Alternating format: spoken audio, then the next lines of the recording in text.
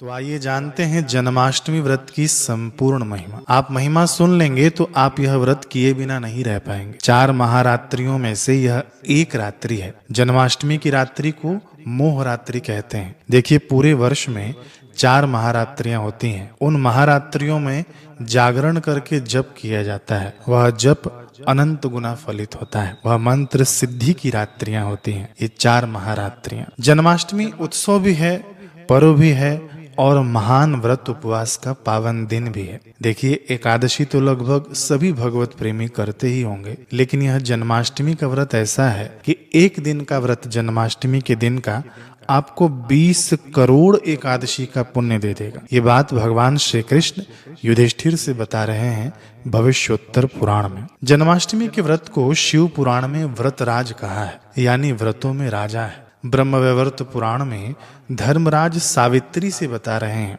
देखिए, धर्मराज धर्म के साक्षात स्वरूप हैं और सावित्री माता ये सतियों में आती हैं। तो वक्ता कैसे हैं और श्रोता कैसे हैं, दोनों उत्तम हैं।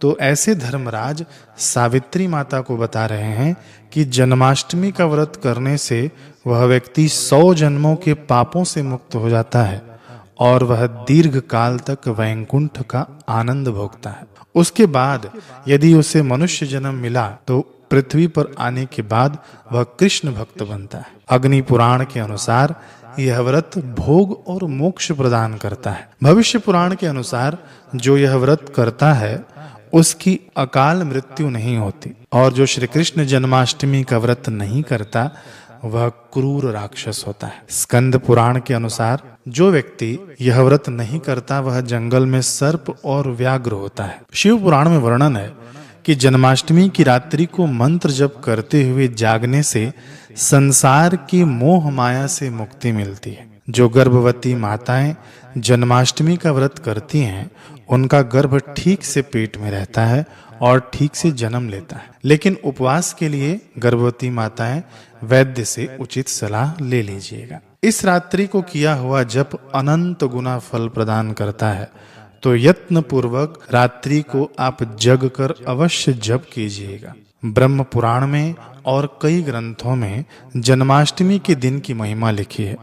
जो जन्माष्टमी की रात्रि को उत्सव के पहले अन्न खाता है, यानी 12 बजे के पहले जो अन्न खाता है, भोजन कर लेता है, वह नराधम है, यानी नरों में सबसे अधम है, मनुष्य योनि में सबसे अधम है वह, ऐसा भी लिखा है। और जो उपवास करता है, जप ध्यान करके उत्सव मना के फिर खाता है, वह अपने कुल की 21 पीढ़ियां तार लेता है और वह मनुष्य परमात्मा को साकार रूप में अथवा निराकार तत्व में पाने में सक्षमता की तरफ बहुत आगे बढ़ जाता है। जन्माष्टमी के दिन जो भोजन करते हैं उनको 100 ब्रह्म हत्याओं का पाप लगता है, वह उनके करोड़ों जन्मों के पुण्य नष्ट हो जाते हैं। जो इस दिन व्रत रखते हैं उनके घर में धन धान्य, पुत्र पौत्र, सुख शांति का वास होता है। तो ये थी महिमा जन्माष्टमी व्रत की। अब